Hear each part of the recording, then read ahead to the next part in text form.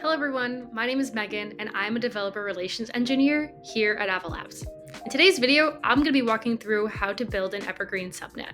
First, I'm going to give a brief overview of Evergreen Subnet, so if you want to jump to the instructions on how to deploy one, please skip ahead to the time noted in the description. Evergreen Subnets are a template for launching your own controlled blockchain network.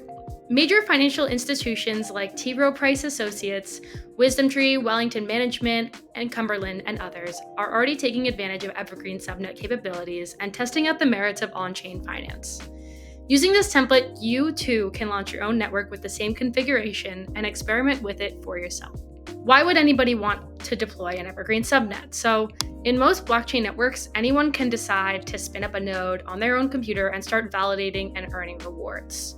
In a permissionless system, this grants all participants in the network the ability to transact, send, receive funds, deploy smart contracts, etc., and query any and all data on that blockchain. This becomes an issue for any entity looking to deploy networks that are mindful of regulatory guidelines in their respective jurisdictions, or any networks that might want to handle sensitive transactions or proprietary information. In an Evergreen Subnet, the admins can actually set the rules to ensure that their chain and their network participants are legally and regulatorily compliant with any local laws and regulations. Some examples of these include, all the validators in my subnet must be located in a given country. If you're trying to abide by regulations, you have to report the location of any and all networks or network computers that are given access to the information that your network is storing. All validators want to pass a KYC AML check. So if you want to make sure that every single validator that's validating your network is regulatorily compliant, then you're going to have to allow them to join your network. And this theme comes up pretty frequently in the reasons why anybody would want to deploy one of these subnets. The functionality that actually enables this is thanks to what we call a custom stateful precompile. I know it's a mouthful, but you can just think of it as a whitelist mechanism for your blockchain. Institutions can therefore leverage the power of public blockchain development, interoperability, and composability while enabling features historically only possible with enterprise blockchains. Some additional scenarios where this would be really useful include deciding which users can deploy DeFi applications on your company's subnet that is handling real-world assets and participating in on-chain finance, or potentially deploying an intra-company blockchain for the movement of value within your company. So it's publicly available, or maybe it's not publicly available. You want the information to be proprietary and you only want certain users to be able to view that, right? Only users within your company would you want to be able to use that. So that's another reason why you would want to apply it, because maybe in the future you want to leave the door open to utilize services such as AWM, Avalanche Warp Messaging, for seamless on-chain asset swapping, trade confirmations, and other type of intra and inter-institutional data without relying on third-party intermediaries, bridges, other Oracle services. You just want to have full control over your ledger, and this is the technology that's going to give you the ability to do that.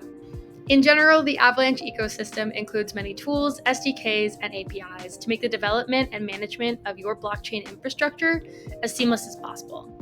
If you have any doubts or any questions, feel free to reach out to us on Twitter or Discord, or if you just want more information to see some tutorials, please head to the Avalanche developer documentation linked in the description below. Let's go ahead and get started deploying this update.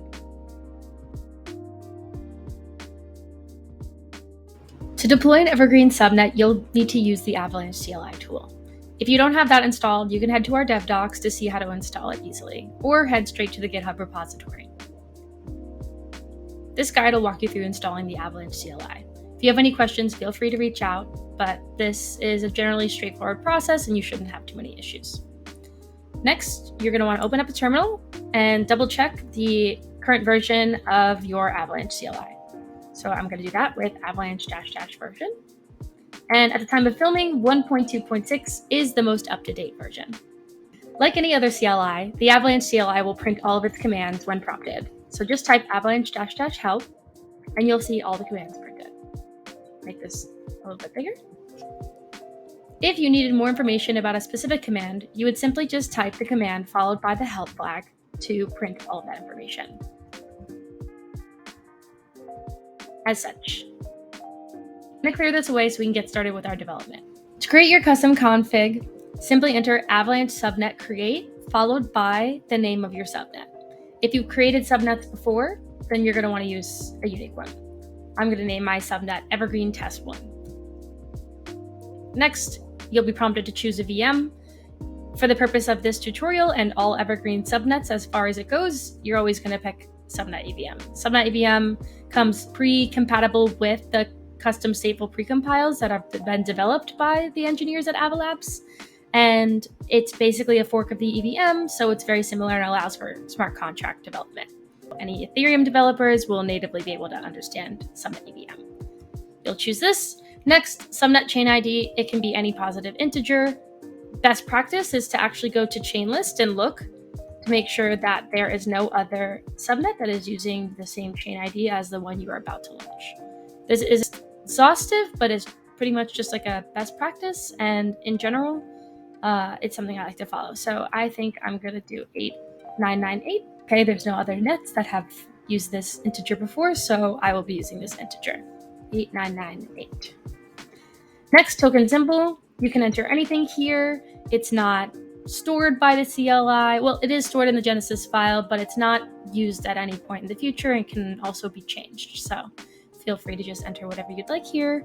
I'll just do ZYXA. Next, what version of Subnet EVM would you like to use? Unless you have a specific reason not to, you should just use the latest version. We have to remember that blockchains have gas as a mechanism to regulate and optimize the execution of smart contracts and transactions within the network. So to set the fees, this will be entirely dependent on the use case for the subnet. For the purposes of this demonstration, I'm going to choose low throughput, which is the same as the Avalanche-C chain settings. And just remember, as a general rule of thumb, the higher the gas parameters, the more compute and memory you need to give your network, assuming it's operating at maximum capacity. Sometimes for permission networks, you may put higher gas parameters in order to avoid gas repricing during times of peak load, but these optimizations you can make later on. So we're going to start with the default for now, and if this needs to be changed in the future, it can be. How would you like to distribute funds? Basically, what this question is asking you is how would you like to initially distribute the native token that you mint at the inception of your subnet? The native token are the funds you need in order to actually execute transactions. So for the purpose of production grade software, you're going to select customize your airdrop. The first option is just one that we like to provide for those who are spinning up their first subnet, maybe on a local network or on Fuji. For production grade software, which you would ideally deploy to Fuji first, you are going to select customize your airdrop. The next steps are going to determine which addresses are given funds at the inception of your subnet. For this demonstration, I will be airdropping 1 million tokens to my administrative address, which is going to be the address that starts with 0x2E1, etc. Gonna paste, hit enter. I'm gonna airdrop 1 million. Would I like to airdrop more tokens? No, I would not. And now here's the most important part. Would you like to add a custom precompile to modify the EVM? You're going to go ahead and select yes. And now these are the 5 precompiles that you're allowed to easily add with the Avalanche CLI to your subnet config. For Evergreen subnets, the 2 main precompiles that you're going to add to your subnet config are the contract deployment allow list and the transaction allow list. The contract deployment allow list defines which addresses are permitted to deploy smart contracts on your subnet. Smart contracts, commonly written in Solidity, are the basis for most, if not all, decentralized applications on Ethereum and other EVM-compatible chains. They are what make up token contracts, NFT campaign contracts, etc. So having control over this gives you control over who can build what on your subnet. If you don't want somebody to be able to deploy an Ava clone, then so long as they are not included in the whitelist that this precompile enables, they cannot do that. EVM blockchains notoriously have a very large attack surface. There's many different ways hackers can get in and compromise liquidity and functionality of dApps in general. And a common way that hackers do this is they deploy smart contracts that maybe are identical to a very popular ERC20 to get people to buy their token that's in essence worthless, or trick regular people like you and me to interact with malicious contracts that then allow them to hijack your funds. So having this precompile enabled is super powerful because it basically just, like I said earlier, controls who can do what on your subnet. Similar to restricting contract deployers, the transaction allow list precompile restricts which addresses may submit transactions on your chain. You can also activate this by including this configuration in your Genesis file, which we will do so in a moment.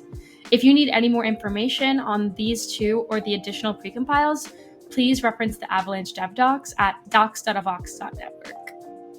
Now we're going to add the precompiles. So first, I'm going to go to the contract deployment allow list and hit enter. Now it's first going to ask for the admin allow list. The admins control who is added and removed from the allow list. So it's a bit confusing, but the admins control the whitelist, and then the enabled addresses or approved contract deployers would be added in the next step. So that's the actual whitelist of addresses that can deploy. So here I'm going to add my main admin address, and I'm going to add another hypothetical engineer's address, maybe my coworker, somebody who's deploying the subnet with me. So I'll click add. I'll enter my admin address. It'll go back to that menu we just had. So I'm going to add. I'm going to grab the other admin's address and I'll hit enter. Okay, it's added. I'm going to scroll down to done. And now this would be the step where you would add for the initial list of approved contract deployers. So that's, like I said, the whitelist. Any addresses that have been KYC'd already or that you feel comfortable adding to the whitelist, you can go ahead and add them now, but they don't necessarily need to be added at Genesis. And we can assume right now that we don't have any KYC process or we're working on laying the groundwork. So we're going to leave the list blank for now. It is important to note that your admins that you've added are also on the whitelist and approved. They share all the privileges of the addresses on the allow list, but I'm going to move on. Now the CLI is asking us if we want to add an additional precompile, and the answer is yes, because we need to add the transaction allow list. So I'm going to go ahead and click yes. I am going to scroll to the transaction allow list. And I am again going to add my admin addresses to the transaction allow list. Hit enter. Enter. And again, we don't necessarily have any KYC addresses, so we're not going to add them to the transaction allow list whitelist. It is important to note that if you want a contract to be deployed on your subnet and you have this precompiled enabled, that this must be added to the precompile allow list in order to do so. If it is not, it won't be able to be deployed because that goes against the functionality of this allow list. Scroll down to done and hit enter. Would you like to add additional precompiles? Nope, we are finished, so I'm going to hit no. And as the message says, we have successfully created our subnet's configuration. Now that that's done, we can simply type Avalanche subnet describe followed by our subnet's name, and the CLI will print the listed configs in the terminal. Test 1. This was what I named my subnet at the beginning of this tutorial. Here, this CLI has printed all of the addresses that we included. So here is the airdrop, the address that is going to be getting the native token at the time of deployment. This is the two precompiles that we enabled with both admin addresses and none of the addresses listed and enabled because, again, we didn't have any KYC addresses to add to the whitelist, so we did not add any. And we'll do that in the future as they become available. And all the regular gas configs and parameters, details, etc. If you want to see the actual Genesis flag, then you can use the same command with the -- Genesis flag on the end, and it will show you that. So let me just up -- Genesis. And it has printed a JSON that shows you all the configs that were printed in this format above, but in the actual format of the Genesis, which is a JSON file. We have now completed all the steps necessary for configuring a Genesis file for an Avalanche Evergreen Subnet. In this tutorial, we explored the configuration of a Genesis file for deploying an Evergreen Subnet. By setting rules and utilizing custom stateful precompiles, organizations and regulated institutions can finally enter Web3 while ensuring a customizable level of privacy for their customers. Enabled by Avalanche's subnet architecture, Evergreen's combination of public and private infrastructure allows for complete customization while being seamlessly interoperable with the broader Avalanche network. If you found this information valuable, be sure to like and subscribe to our channel for more insightful content on the Avalanche ecosystem. If you have any questions or want to share your thoughts and feedback, please leave a comment below, reach out to us on Twitter @avox.developers, or on Discord for any technical questions. For technical deep dives and more details on the Avalanche ecosystem, visit our developer documentation website at docs.avox.network.